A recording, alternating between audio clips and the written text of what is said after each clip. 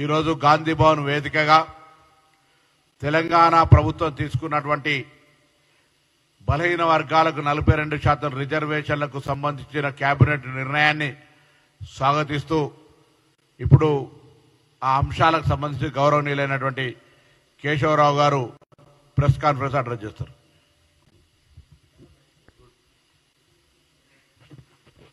మిత్రులకు నమస్కారం. సరిగా 45 సంవత్సరాల తర్వాత ఈ ఉద్యమం ప్రారంభించి 50% బీసీలకి స్థలం కల్పించాలని ఏం కానీ అప్పుడు డిప్యూటీ చీఫ్ మినిస్టర్ జగన్నాథరావు కానీ ఎవరైనా మేము ప్రారంభించిన రాజారాం కానివ్వండి, బాలగౌడ్ కానివ్వండి, మేమంతా కలిసి సాధించిన ఉద్యమం 5 చీఫ్ మినిస్టర్లు పడిపోవడం అవన్నీ జరుపుకుంటూ వచ్చి ఎవరైనా బీసీలకి చేయగలరు అంటే కాంగ్రెస్ చేయగలదు, కాంగ్రెస్ చేస్తుంది అని. ఎందుకంటే మెజారిటీలో ఉన్నాం కాబట్టి, అంకితంగా బీసీలకి అంకితమై ఉన్నాం కాబట్టి మేము చేస్తాము అనే నమ్మకం మాకు అప్పుడు ఉంది. ఇవాళ నాకు నా జన్మం తీరిద్దని, నా గురించి పబ్లిక్ లైఫ్ అంటేనే సామాజిక న్యాయం, పర్టికులర్లీ మన భారతదేశం లోపల. భారతదేశం సమాజాన్ని చూస్తే మీరు సమానంగా లేదు, అసమానతతో నిండుకొని ఉంది. దాన్ని సమానత కలిగించాలంటే బీసీ రిజర్వేషన్ దాంట్లో ఒక భాగం. ఆ భాగం లోపల కొంచెం కాబట్టి ఇవాళ నేను ముఖ్యంగా ఈ ముఖ్యమంత్రి రేవంత్ రెడ్డి గారిని కానివ్వండి, చారిత్రాత్మక డిసిషన్ తీసుకున్నందుకు, ధైర్యం చేసి ముందుకు పోతున్నందుకు ఆయన మినిస్టర్లందరినీ, అంతేకాకుండా ముఖ్యంగా ఇక్కడ మహేష్ గౌడ్, పొన్నం ప్రభాకర్ ఏదైతే ముందు దీంట్లో ఉన్నాడు ఈ బీసీ మూవ్మెంట్ లోపల, ఇప్పుడు ఈ ప్రభుత్వం లోపల శ్రీహరి గారు ఉన్నారు, అందరికన్నా పెద్ద కమ్యూనిటీని రిప్రజెంట్ చేసుకుంటూ వస్తున్నారు, శేఖర్ గారు ఉన్నారు. వీళ్ళంతా వీళ్ళ యొక్క ఉద్యమాన్ని మనం కొంచెం కూడా కించపరచలేమని, తక్కువగా చూపించలేమనేసి పూర్తి నమ్మకం నాలో ఉండి ఒక మాట చెప్పాలనుకుంటున్నాం. ఇది పార్టీలకు సంబంధించింది కాదు, ఇది ఒక అవకాశం ఇచ్చిండ్రు కాంగ్రెస్ వాళ్ళు. రేవంత్ రెడ్డి గారు కానివ్వండి, ఇక్కడ పొన్నం ప్రభాకర్ కానివ్వండి, సిఆర్ఈ కానివ్వండి, మహేష్ గౌడ్ కానివ్వండి, వీళ్ళంతా ఆనాటి నుంచి మేము ముందు ఉద్యమం చెన్నారెడ్డి గారి కాలంలో చేసాము, ఇట్లా ముందుకు వచ్చేసి ఒక అవకాశం కలిగించారు. సమాజాన్ని కలిసిపోండి అని చెప్తున్నారు. న్యాయం, సరియైన సమాజక న్యాయం చేయాలని చెప్తున్నాను.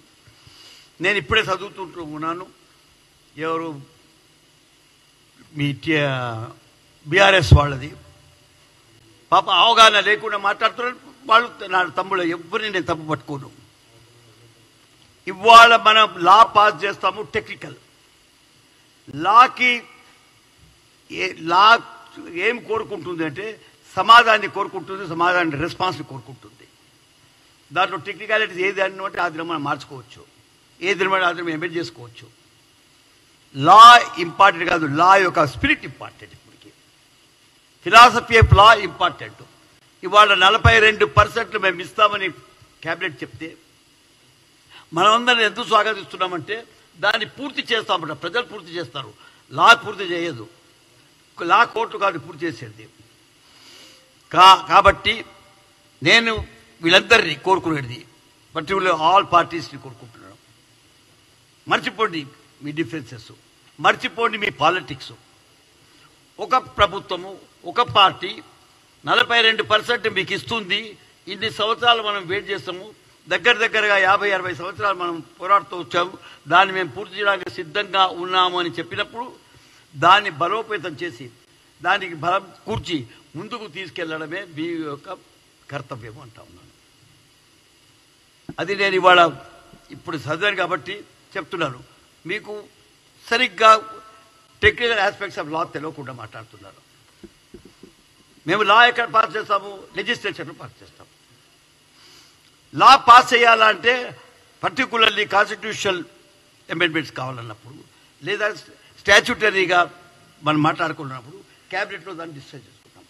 మీరు క్యాబినెట్లే కాకుండా ఈ ప్రభుత్వం అసెంబ్లీలో కూడా దీని గురించి డిస్కషన్ చేయడం జరిగింది. అసెంబ్లీనే కాదు, అంతకుముందు కూడా 1.5 years నుంచి, ఒక ఏడాదిన్నర నుంచి దీని గురించే చర్చ పూర్తి సమాజంలో చేస్తూనే వస్తూ ఉన్నారు.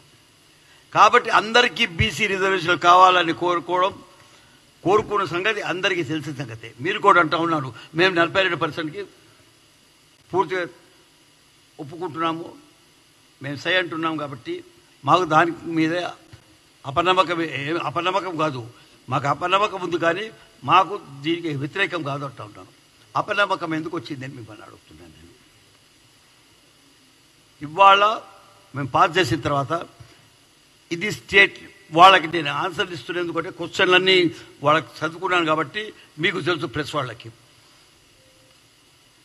ఈ లా పాస్ అవుట్ చేయాలనుకుంటున్నాము, మేము ఆర్డినెన్స్ పాస్ చేయాలనుకుంటున్నాము. ఆర్డినెన్స్ అసెంబ్లీలో ఉన్నప్పుడు పాస్ చేయడానికి వీలు, అసెంబ్లీ సెషన్ ప్రొరోగ్ చేస్తే అసెంబ్లీ లేనట్టు ఉంది ఇప్పుడు. కాబట్టి మాకు ఇప్పుడు ఆర్డినెన్స్ పాస్ చేసుకునే సమయం ఒకటి ఉన్నది. ఏంటి మనం ఆర్డినెన్స్ పాస్ చేస్తున్నామంటే, ఏదైతే అసెంబ్లీ చెప్పిందో అదే పాస్ చేస్తున్నాం. మళ్ళీ కొత్తగా ఏది చేస్తాం లేదు ఇప్పుడు. దీన్ని 9th షెడ్యూల్లో పెడితేనే అవుతుంది, లేదా కాదు అని ఒక పెద్ద మనిషి లాస్ట్ టైం ఉన్న చైర్మన్ చెప్తా ఉన్నాడు. 9th షెడ్యూల్ ఎప్పుడు వస్తుందంటే, యాక్ట్ పాస్ అవుతే ఆ యాక్ట్ని 9th షెడ్యూల్ కలుపుతారు.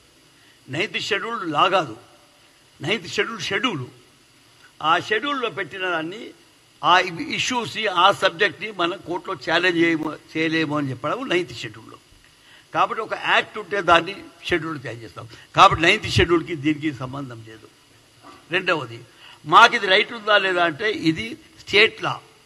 మాకు తెలుసు మెడ్రాస్లో ఉండదు, మీకు ఎందుకు కావటం లేదు. మెడ్రాస్లో ఇంద్రసాని డిసిషన్ రాకముందు, అంటే 50% ఉండాలా అని సుప్రీంకోర్టు చెప్పే ముందు వాళ్ళు 59% అక్కడ ఇచ్చింది, 63కి ఎక్కింది. అది మేము అది చేయలేదు. ఇది నేను ఎందుకు చెప్తున్నానంటే, ఈ ఉద్యమంలో పూర్తిగా తలదూర్చిన వాడిని కాబట్టి చెప్తున్నాను మీకు. ఇంద్రసానిది మనకు సరిపోదు. అందులో మనం ఏం చేస్తున్నాము, ఇది స్టేట్ సబ్జెక్ట్ కాబట్టి పంచాయత్ రాజ్ యాక్ట్ని మేము ఏమేమి చేసుకుంటున్నాము. ఇది election commission, election rules change చేస్తున్నాం మేము. పంచాయత్ రాజ్ యాక్ట్ లోపల, which is a state act, అది మా స్టేట్ సబ్జెక్టు షెడ్యూల్ ప్రకారం. కాబట్టి దాన్ని మేము ఎమెండ్ చేసుకొని ఒక రిజర్వేషన్ ఇచ్చుకుంటున్నాము. ఏమొస్తుందో ఏం రాదో మీరు చెప్పకండి. మాకు నమ్మకం ఉంది ఏంటంటే, లీగల్గా పోతున్నాము, ప్రజల గురించి పోతా ఉన్నాము, సమాజం గురించి పోతా ఉన్నాము, సమాజం సంవత్సరాలుగా కోరుకునే విషయం గురించి పోతా ఉన్నాము. కాబట్టి దాంట్లో కూడా మీకు అనుమానం ఉండకూడదు. ఉన్నాయి కొందరికి అనుమానాలు లేకపోయినా కానీ ఏదో ఆటంకించాలని 40-50 ఏళ్ళ నేను చూస్తూనే ఉన్నాను. ప్రతిసారి మేము జీవో తెస్తే ఎవరో ఒకళ్ళు కోర్టుకు పోవడం, దాన్ని ఆపియడం జరుగుతుంది. ఆ పనులు చేస్తూనే ఉన్నారు. బ్యాక్ స్టాబింగ్ అంటారు దాన్ని ఇంగ్లీష్లో. ఆ బ్యాక్ స్టాబింగ్ చేసుకుంటూనే వస్తున్నారు. ఇప్పుడు కూడా మీరు చేస్తుండొచ్చు. దయచేసి మిమ్మల్ని చేతులు ఎత్తి జోడించి మాట్లాడుతున్నాను నేను.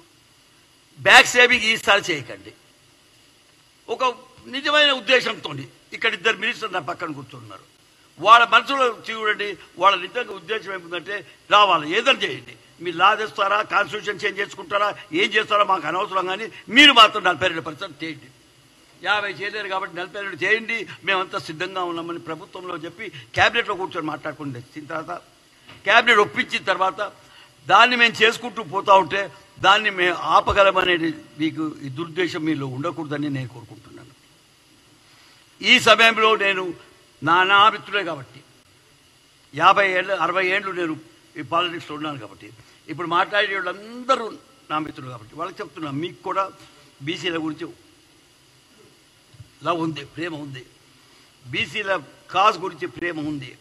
కాబట్టి ఇది ఏముంది, అది ఉందా, తోకుందా, తల ఉందా అని మాట్లాడకుండా పూర్తిగా ఈ ప్రభుత్వానికి, ఈ పార్టీకి, ఈ పొన్నం చేపట్టిన పార్టీకి, లేదు మహేష్ గౌడ్ చేపట్టిన పార్టీకి, షేర్ చేపట్టిన ఈ కార్యక్రమానికి మీరందరూ మద్దతు కలిగిస్తే, లా ఉన్నని ఉండకపోని మనం తలుచుకుంటే, సమాజం తలుచుకుంటే ప్రతిదీ లానే. ఇంట్లో పని లాతో నడవదు, ఇల్లు మనది, ఇంటి ఆర్డర్ లాతో నడవదు. కాబట్టి మనం ఏదో చేస్తున్నామో మనం అందరం ఒప్పుకుంటే అది లా.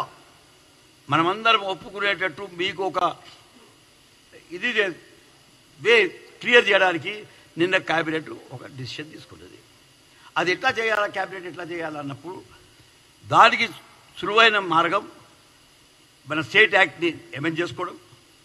స్టేట్ యాక్ట్ ఎట్లా అమెండ్ చేసుకోవాలంటే అసెంబ్లీ లేదు కదా అంటే ఆర్డినెన్స్ ద్వారా చేసుకోవడం. ఆర్డినెన్స్కి భయం ఎందుకు లేదు అంటే అంతకుముందు మీ అసెంబ్లీలో చెప్పారు కాబట్టి, రెజల్యూషన్ పాస్ అయింది కాబట్టి ఆటోమేటిక్గా ఆర్డినెన్స్ పాస్ మీరు ఒప్పుకుంటారు కాబట్టి ఆర్డినెన్స్ ఒప్పుకుంటుంది. ఆర్డినెన్స్ తర్వాత యాక్ట్ అయిన తర్వాత అది 9th షెడ్యూల్లో పోవాలన్నా ఏ షెడ్యూల్లో పోవాలో అది ప్రభుత్వానికి ఇచ్చేయండి. 9th షెడ్యూల్ ఎందుకంటే ఎవరు కోర్టుకు పోకూడదు అని చెప్పడమే 9th షెడ్యూల్. 9th షెడ్యూల్ అర్థం చేసుకోకుండా ఉత్తగా 9th షెడ్యూల్ మాట్లాడకండి. కాబట్టి 9th షెడ్యూల్ అంటే ఏదైనా యాక్టు ఒక షెడ్యూల్లో తీసుకుంటా దాన్ని మనం కోర్టు లోపల ఛాలెంజ్ చేయలేము. ఏది ఉన్నాం ఏది మాత్రం నేను ఎక్కువ మాట్లాడేందుకు ఇక్కడ ఇద్దరు మాట్లాడుతున్నారు. కానీ నేను ఒక మాట మీకు చెప్తున్నాను, సంవత్సరాలుగా మనం కోరుకున్న ఆశ నెరవేర్చే సమయం వచ్చింది. పూర్తి మనం చేసుకోగలము. నేను ఇంత వయసులో ఉన్నప్పటికీ చేతులెత్తేసి థ్యాంక్స్ చేస్తూ ఉన్నాను, అభినందిస్తున్నాను ముఖ్యమంత్రి గారిని, ఆయన క్యాబినెట్లో ఉన్న మిత్రుల్ని, ఎవరైతే దీని గురించి దోహదపరిచి ఇది పూర్తి అయ్యేటట్టు తీరుగా చేశారో వాళ్ళని మనం చరిత్ర మర్చిపోతూ ఉంటా ఉన్నాను. కానీ మనం కావాలని ఆటంకాలు పెడితే చరిత్రనే తిరిగి రాస్తామని చెప్పేసి దాని ఆటంకాలు పెట్టి ఇప్పటికే మేము 75 ఏళ్ల మీద ఇది స్వాతంత్రం వచ్చి మళ్ళీ దీన్ని లేకుండా ఇక డెమోక్రసీని లేకుండా రాజీవ్ గాంధీ కాలం లోపల డెమోక్రసీని గ్రాస్ రూట్ డెమోక్రసీ చేసాం. పంచాయతీ రాజ్ వరకు మనం పోయాము. ఇప్పుడు పంచాయతీ రాజ్ ఎలక్షన్స్ వస్తూ ఉన్నాయి. రాజీవ్ గాంధీ గారి కళల్ని పూర్తి చేయాలని మీరు అనుకుంటే ఎక్కడో ఆయన పూర్తిగా పాలిటిక్స్ స్టార్ట్ అవుతుందే, ప్రభుత్వం స్టార్ట్ అవుతుందే పంచాయతీ రాజ్తో అన్నప్పుడు 3rd టైర్ నుంచే వస్తుంది. దానికి కూడా స్టాచ్యుటరీ పవర్స్ ఇవ్వండి అని చెప్పి తెచ్చుకుని ఈ స్థాయి లోపల మనం అందరం ఉన్నాం. ఏదో మనం ఆ స్థాయి నుంచి పనిచేసుకుంటూ వస్తున్నాం. కాబట్టి ఇవాళ రేవంత్ రెడ్డి గారి ప్రభుత్వం, రేవంత్ రెడ్డి గారు ముఖ్యంగా నా దగ్గర పక్కన కూర్చున్న మినిస్టర్సు, మరి ఇక్కడ మహేష్ గౌడ్ వాళ్ళది ఎంత పెద్ద కాంట్రిబ్యూషన్ ఉందో నేను మాటలలో చెప్పలేదు. ఎందుకంటే ఎన్ని మాటలు చెప్పినా కానీ అది తక్కువనే అవుతుంది. నేను చూశాను, ఉద్యమం చూశాను. కాబట్టి తెన్నారెడ్డి కాలం లోపల మేము చేసే ఉద్యమము, మేము బ్రహ్మాందరెడ్డి కాలం లోపల 10% ఫస్ట్ మాకు ఇచ్చారు. అయిన తర్వాత చెన్నారెడ్డి వచ్చిన తర్వాత దాన్ని 15 చేశాం. అయిన తర్వాత మండల్ కమిషన్ చేత 27 చేశాం. కాబట్టి ఇది 20 ఏళ్ళు జరిగిన ఉద్యమం. అది ఆ 27కి రావడానికి ఇప్పుడు లేక మీరు 42 ఇస్తున్నామని చెప్తే మన కళలు పూర్తిగా నెరవేరుతాయి. పూర్తి కాకపోయినా నేను చెప్తున్నాను. ఇది చెప్పిన తర్వాత రెండో మాట ఒక్క మాట చెప్తాను. ఇది కాదు, మళ్ళీ నేను వాళ్ళ పొద్దున్న నుంచి అపోజిషన్ లీడర్లతో కూడా మాట్లాడాను. నేను శ్రీనివాస్ గౌడ్తో, యాదవ్తో కూడా మాట్లాడడం జరిగింది. నేను మీ ఈ పిల్లర్తో కూడా తీన్మార్ మల్లారెడ్డి గారితో మాట్లాడడం జరిగింది, నిరంజన్తో మాట్లాడడం జరిగింది, యాదవ్తో మాట్లాడడం జరిగింది. పెద్దతో ఎందుకు మాట్లాడుతున్నానంటే ఇది నా గురించి సామాజిక విప్లవం. దీంతో డెమోక్రసీకి ట్రూత్ వస్తుంది, డెమోక్రసీకి స్ట్రెంత్ వస్తుంది. కాబట్టి మీరు దయచేసేసి ఈ మెజారిటీలో ఉన్న సెక్షన్స్ అవుతున్నాయో సమాజం లోపల ఆ మెజారిటీ సెక్షన్స్ని పాలిటిక్స్లో లేకుండా దూరం చేయకండి.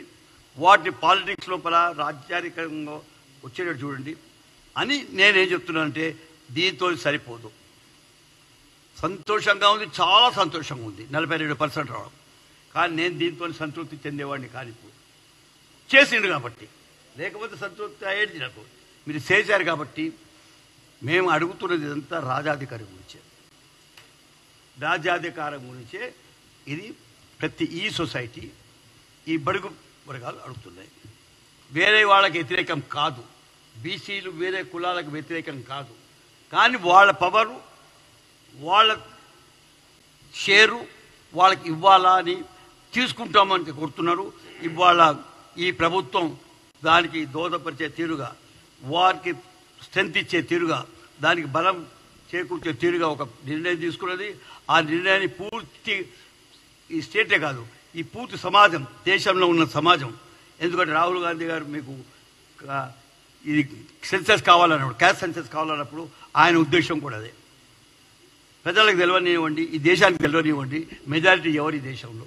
ఆ మెజారిటీ లేకపోతే, మెజారిటీని మనం భాగస్వామ్యం చేయకపోతే అది డెమోక్రసీనే కాదు, అది ప్రజాస్వామ్యం కాదు అన్నారు. కాబట్టి మీరు వీటన్నిటికీ మేము కట్టుబడి ఉన్నాము, దాన్ని ముందుకు తీసుకెళ్తున్నాము. నేను ఈ 86 సంవత్సరంలో ఉన్న నేను ఈ వయసులో ఒక మాట చెప్తున్నాను, నేను దీవించే రైట్ నాకు ఉన్నప్పటికీ మిమ్మల్ని థ్యాంక్స్ చేస్తూ ఉన్నాను.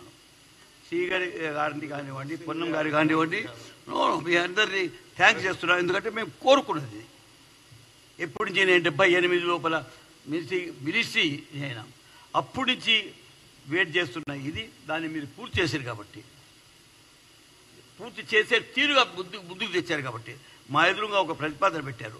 ఆ ప్రతిపాదనని మేము పూర్తి చేసుకుంటే, అందరం కలిసి చేసుకుంటే ఈ సమాజానికి మనం సేవ చేసేవాళ్ళం అవుతాం. అన్నెసరీగా టెక్నికల్ తెలియకుండా, లా తెలియకుండా ఇవాళ మాట్లాడారు బీఆర్ఎస్ వాళ్ళు, అందరు మాట్లాడారు, మినిస్టర్స్ ఉంటాయి. కానీ ఎవరి మధుసూదనాచార్య నేను ఇప్పుడు ఎందుకు మాట్లాడానంటే క్రిటిసైజ్ చేసే మూడ్లో నేను. కానీ వాళ్ళందరూ చెప్తున్నాం, మీరు కొంచెం అంతా పాలిటిక్స్ చాలా చేస్తున్నారు, దీంట్లో పాలిటిక్స్ చేయకండి. మేము 100 సంవత్సరాల నుంచి పాలిటిక్స్కి దూరం ఉండి మా రైట్లు మాకు కావాలని కోరుకుంటూ ఉద్యమం చేశాం. కాబట్టి ఇప్పుడు ఎప్పుడో ఒక ప్రభుత్వం ముందుకు వచ్చేసి ఈ పని చేస్తామని చెప్పి, మనం కోరుకున్న పని పూర్తి చేస్తామని చెప్పినప్పుడు మనం దానికి ధన్యవాదాలు తెలిపారు. కానీ ఉత్తగా మాట్లాడుకోవడం లాభం లేదు. వాళ్ళకు కూడా చెప్తున్నా, అందరం కలిసి రేవంత్ రెడ్డి ప్రభుత్వానికి థ్యాంక్స్ చేస్తూ, ఇప్పుడున్న కాంగ్రెస్ పార్టీ నిజంగానే పూర్తి చూశాను, నేను మాట్లాడే పొద్దున కాంగ్రెస్ పార్టీ వాళ్ళతో కూడా, పొన్నంతో కూడా పొద్దున్నే 8 గంటలకి మాట్లాడడం జరిగింది. ఎంత చూస్తూ ఉంటే వీళ్ళ లోపల ఆ నిశ్చితార్థ ఉన్నది. కాబట్టి దాన్ని మనం పూర్తి చేయించుకుందాం. ఈ మూమెంట్ని పెద్దగా చేద్దాం. ఇది బీసీ మూమెంట్ అంటే ప్రజా మూమెంటు, అంటే మెజారిటీ మూమెంటు.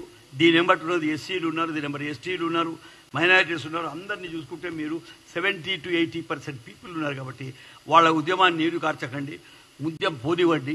ఏదున్నా కష్టాలు ఉన్నా దాన్ని ఎదురుతాం. మీరు కూడా కలిసి రండి. మనం కలిసి ఏదైనా కష్టం వచ్చింది అనుకుంటే, లాలో కష్టం వచ్చింది అనుకుంటే, కోర్టులో కష్టం వచ్చింది అనుకుంటే, లేదా అడ్మినిస్ట్రేషన్లో కష్టం వస్తే మీరు కూడా సహకరించండి, దాన్ని పూర్తి చేసుకుంటాం. ఈ ప్రభుత్వం దిక్కు కూడా నాకు రేవంత్ రెడ్డి గారు మంచిగా తెలుసు కాబట్టి వారి దిక్కు కూడా మీకు ప్రామిస్ చేస్తున్నాం. ఏ కష్టాలున్నా మీరేదో ఇప్పుడు చెప్తా ఉన్నారు, డెడికేటెడ్ కమిషన్ పెట్టలేదు. ఈరోజు డెడికేటెడ్ కమిషన్ పెట్టాము. నేను దాంట్లో మెంబర్గా ఉన్నాను, క్యాబినెట్ కమిటీలో మెంబర్గా ఉన్నాను. అన్నీ చూసాము.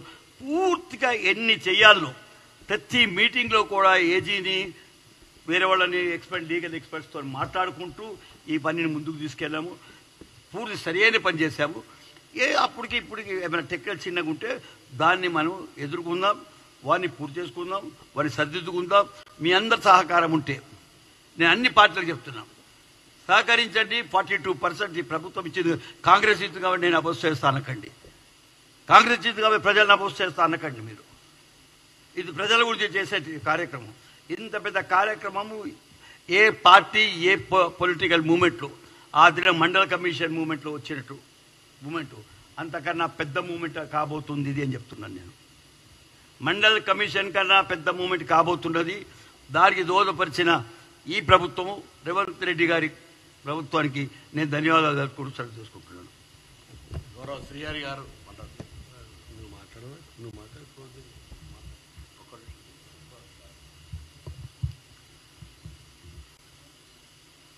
ముందుగా అని ఉంది. మీడియా మిత్రులకు నమస్కారం.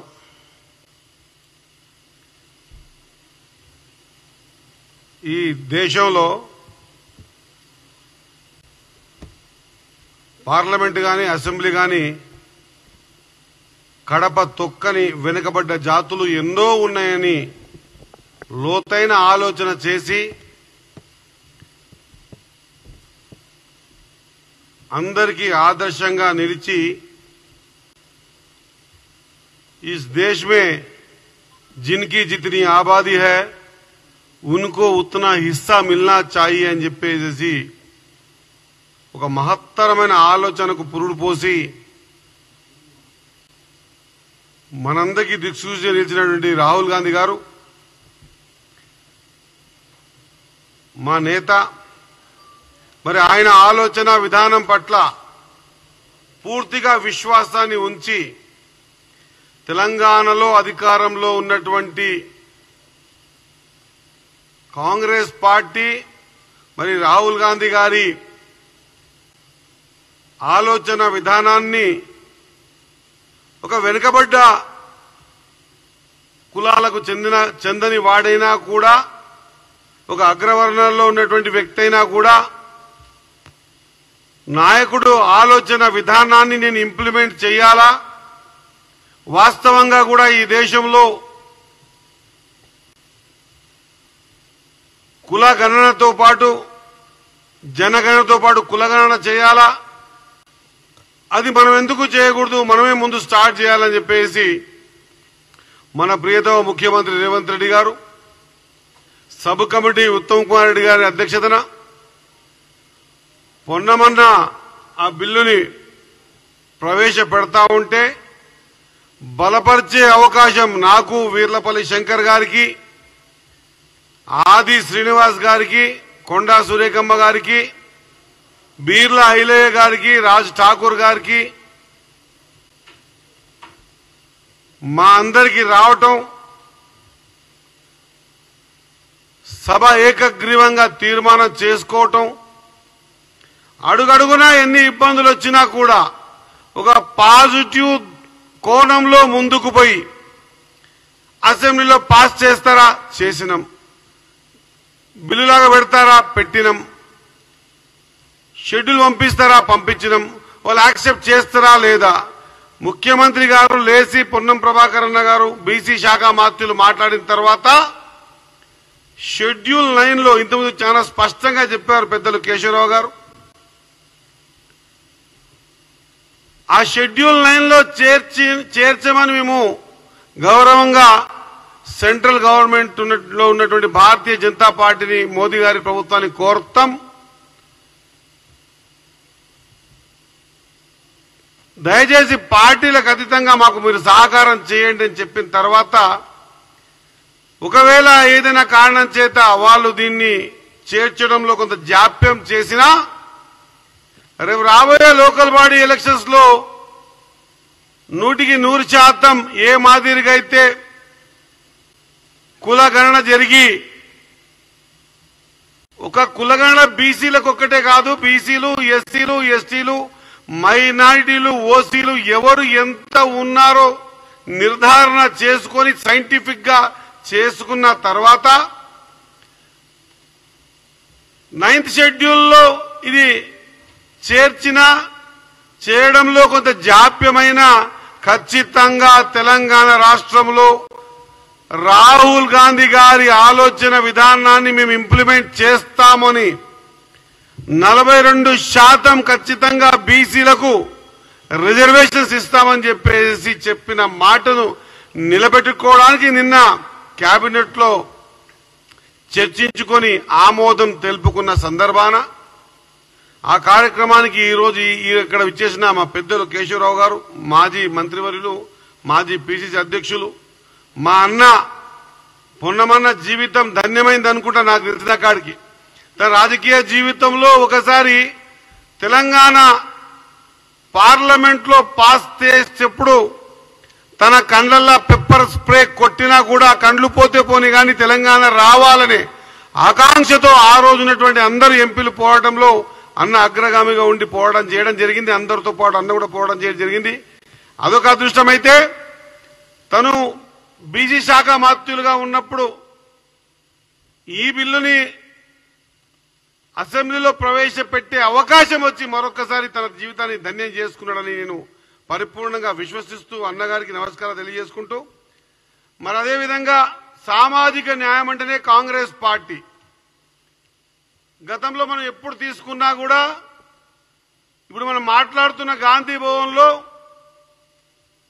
ముఖ్యమంత్రి ఓసీ వర్గానికి చెందితే బీసీ వర్గానికి ఖచ్చితంగా పీసీసీ అధ్యక్ష పదవి ఇచ్చిన సందర్భాలు మనం చూసాం. ఈ రోజు కూడా చూస్తా ఉన్నాం.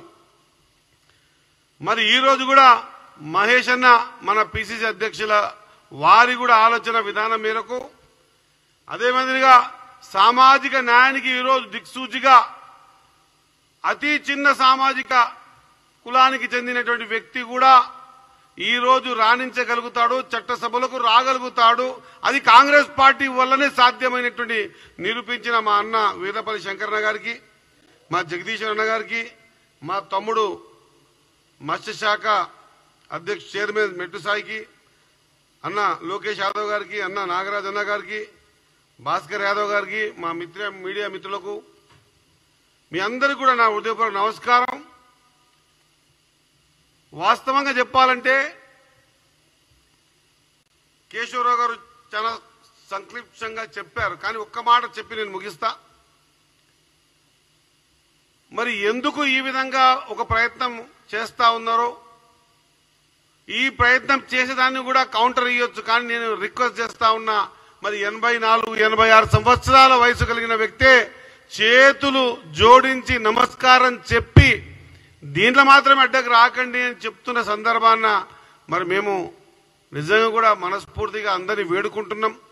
ఈ కార్యానికి 42% రిజర్వేషన్ ప్రక్రియకు ఇంకా మీరేమైనా ఏది ఆర్డినెన్స్ తీసుకుంటున్నామో దానికి కాకుండా ఇంకా ఏమైనా చేస్తే బెటర్గా అవుతుంది, 42% ఇవ్వండి అని, లేదా 42% కంటే ఇంకా ఎక్కువ ఇవ్వండి అని అడిగే ఆలోచన విధానంతో ముందుకు రావాలి. కానీ ఒక మంచి కార్యం జరుగుతున్నప్పుడు దయచేసి సమాజం ఆలోచన చేస్తా ఉన్నది, వెనుకబడ్డ తరగతులు ఆలోచన చేస్తా ఉన్నారు. ఈ అంశం పట్ల ఎవరెవరి ఆలోచన విధానం ఏ విధంగా ఉందో సభ్య సమాజం ఆలోచన చేస్తా ఉన్నది. కాబట్టి దయచేసి ఇప్పటికి కూడా దీన్ని వేరే కోవకు లేదా క్రిటిసిజంకి పోకుండా ఒక రిక్వెస్ట్ జోన్లో ఈ కార్యక్రమాన్ని సజావుగా 42% ఇప్పుడున్నటువంటి లోకల్ బాడీ ఎలక్షన్స్లలో రిజర్వేషన్ ప్రక్రియని పరిపూర్ణంగా కొనసాగించేందుకు మీ సహకారం కావాలా, మీరు కూడా మాతో కలిసి రావాలని కోరుకుంటూ, వెనుకబడ్డ మాలాంటి ప్రజాప్రతినిధులందరి తరఫున,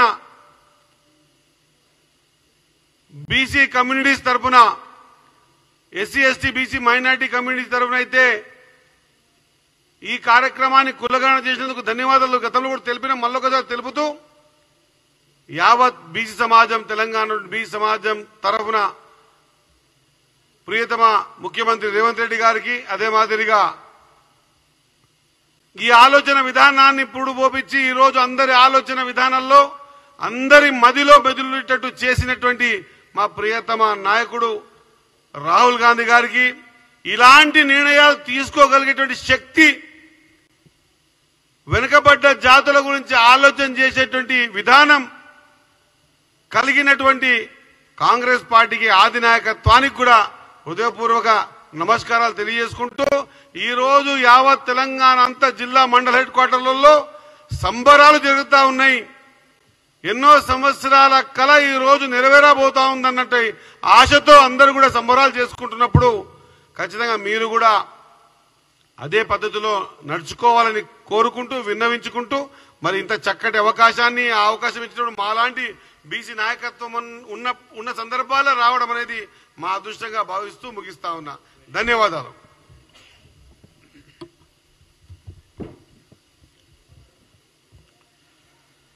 తెలంగాణ ప్రదేశ్ కాంగ్రెస్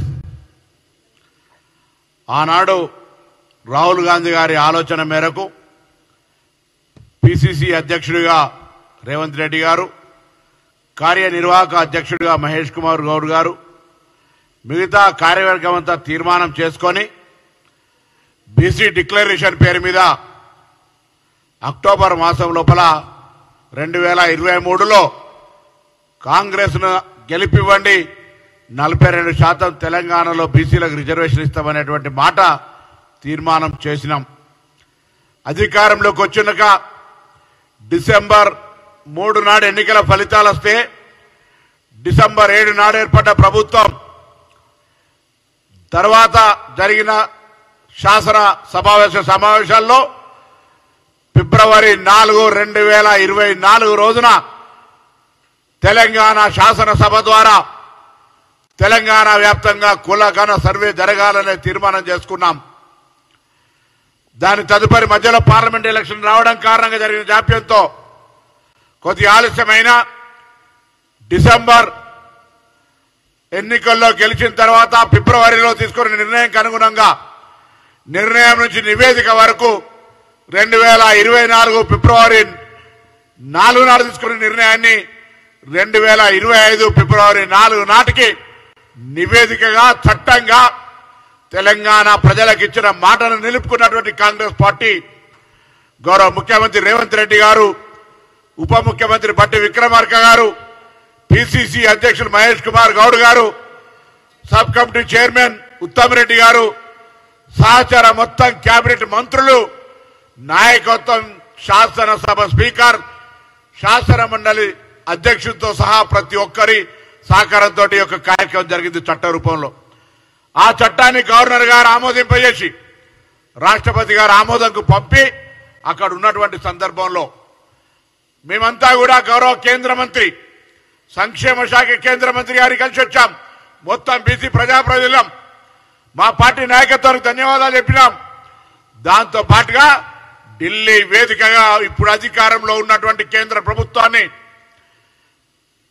ప్రధానమంత్రి గారు అపాయింట్మెంట్ అడిగి, ప్రధానమంత్రి గారి అపాయింట్మెంట్ ఇప్పమని కిషన్ రెడ్డి గారిని కోరి, బండి సంజయ్ గారిని కోరి చాలా రోజులైతా ఉంది. మళ్ళీ వేదిక ద్వారా మీ సాక్షిగా, తెలంగాణ ప్రజల సాక్షిగా మీరు మార్గదర్శకత్వం తీసుకొచ్చి ఇలా ప్రధానమంత్రి గారి దగ్గరికి గౌరవ ముఖ్యమంత్రి గారితో సహా అఖిల పక్షాన్ని తీసుకొని మనది ఉన్నటువంటి రాష్ట్రపతి దగ్గర కాగితాన్ని అప్రూవ్ చేయమని కోరుతా ఉన్నాం. జాప్యం జరుగుతూ ఉంది. ఇప్పటికే 18 నెలలుగా స్థానిక సంస్థల ఎన్నికలు వాయిదా పడి కేంద్రం నుంచి రావాల్సిన నిధులు వస్తలేవు. కానీ ఎక్కడా చెల్లించకుండా మా ప్రభుత్వం ఎన్నికల్లో ఇచ్చిన వాగ్దానమైన 42% రిజర్వేషన్ అమలు చేయాలనేటువంటి లక్ష్యంతో న్యాయపరమైన చిక్కులు రావద్దని డెడికేషన్ కమిషన్ ఏర్పాటు చేసుకొని పంచాయతీరాజ్ చట్టంలో ఉన్నటువంటి మాటను తీసేసుకొని ఆర్డినెన్స్ తెచ్చుకొని ఇవాళ 42% రిజర్వేషన్లకు అన్ని రకాలుగా మార్గాన్ని సుగమం చేసుకుంటూ పోతా ఉన్నాం. కానీ పుట్టుకతోటి బలహీన వర్గాలకు వ్యతిరేకం మండల కమిషన్ వస్తే కమండలం పేరు మీద రిజర్వేషన్లు కనబడకుండా చేయాలనే ప్రయత్నం చేసినారు.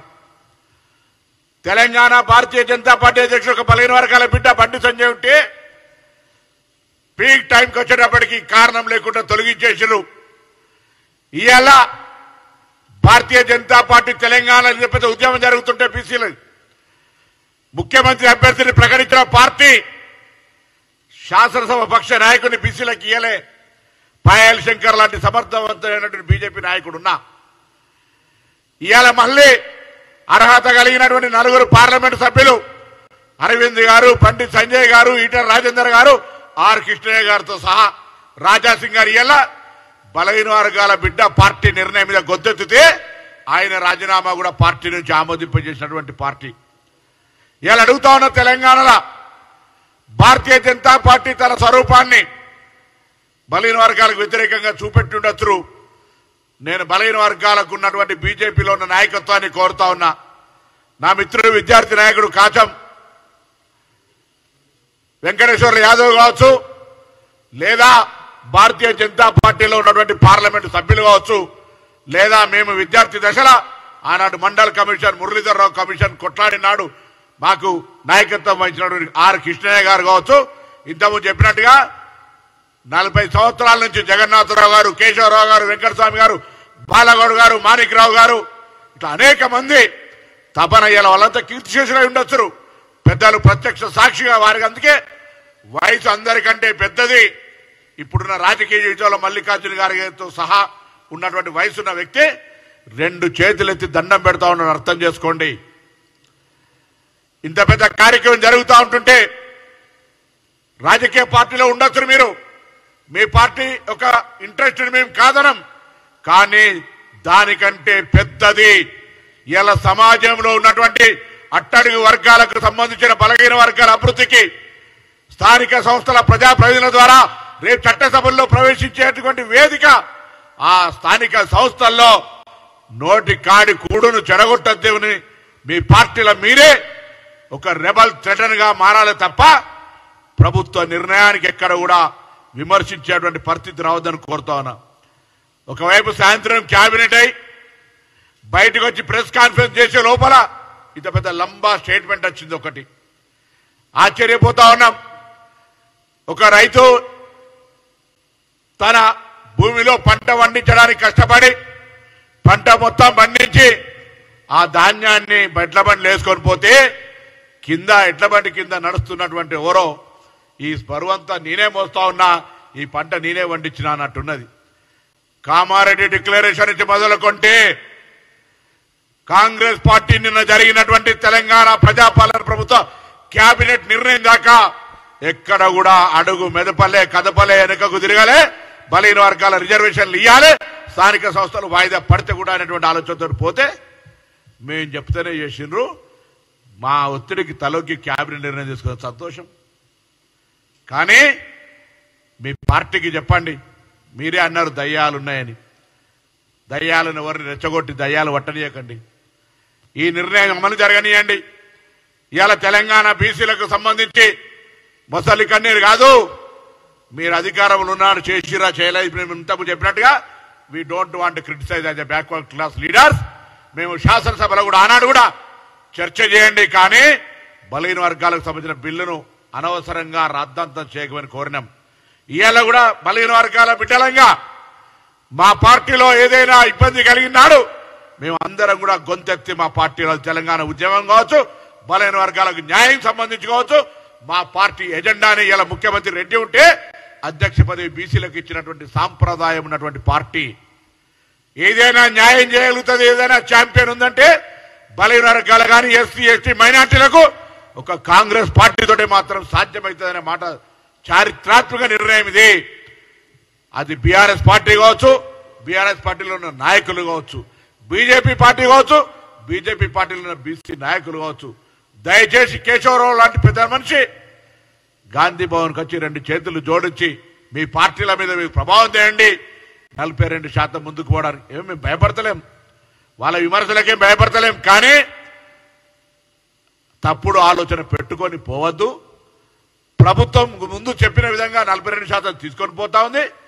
చట్టం చేసినాం, శాసనసభ తీర్మానం చేసినాం, రాజకీయ పార్టీగా ప్రమాక వాగ్దానం చేసినాం, అమలు చేసి ఇలా ముందుకు తీసుకొస్తున్నప్పుడు ఇంకా ఏదో మాట్లాడితే దానికి పొరపాటు అవుతుంది. ఇప్పటికే 18 నెలలు స్థానిక సంస్థల ఎన్నికలు వాయిదా పడ్డాయి. బలహీన వర్గాల ప్రాతినిధ్యం 42%తో ఎన్నికలు జరుగుతూ చట్టపరంగా వాళ్ళందరికీ కూడా రిజర్వేషన్ల ప్రక్రియ అమలైతూ వాళ్ళ ప్రాతినిధ్యం పెంచినట్లయితే భవిష్యత్తులో చట్టసభలకు కూడా అవకాశం వస్తుంది. కాబట్టి ఈ ప్రక్రియ మొత్తంగా జరిగే విధంగా అందరూ సహకరించాల. చట్టంలో ఉన్నటువంటి ప్రజాస్వామ్యంలో ఉన్న అందరూ కోరుతా ఉన్నాం.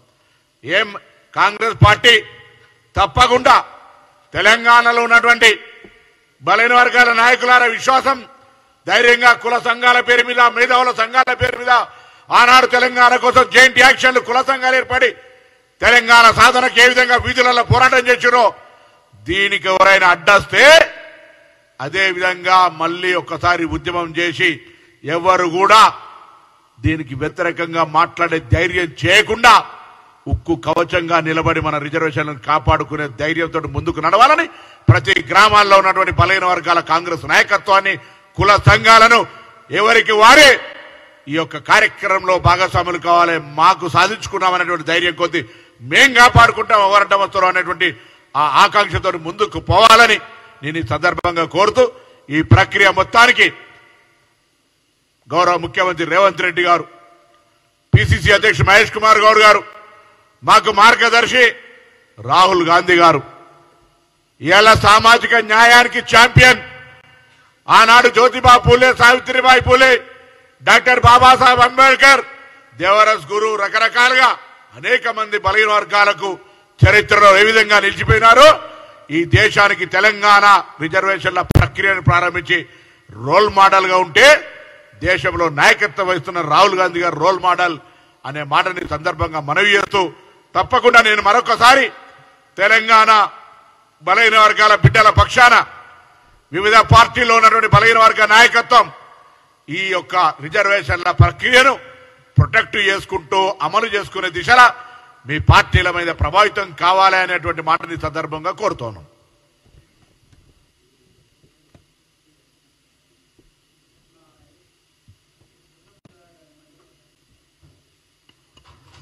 ఇక్కడ మహేష్ కానివ్వండి, ధన్యులు వాళ్ళ వారి సమయం లోపల తెలంగాణ బిల్ రావడం, షేర్ గారు చెప్పినట్టు ఎన్ని కష్టాలు పెట్టినారు తెలంగాణ. ఆ తీరుగాని వాళ్ళ బీసీ బిల్ ఒక్కసారి క్యాబినెట్ పాస్ చేస్తే బిల్ అవుతుంది. అది బిల్లు యాక్ట్ కాదు, అవుతుంది. కాబట్టి వాళ్ళ అప్రోచ్ ఏదవుతుందో అందరినీ కలుపుకొని తీసుకెళ్తాము. ఇది ఏదో పార్టీకి సంబంధించిన ఇష్యూ కాదు, ఇది సమాజానికి సంబంధించిన ఇష్యూ, ప్రజలకు సంబంధించిన ఇష్యూ అన్న తీరుగా ఇద్దరు మాట్లాడారు. వాళ్ళకి నా దిక్కుంటే కూడా కృతజ్ఞతలు.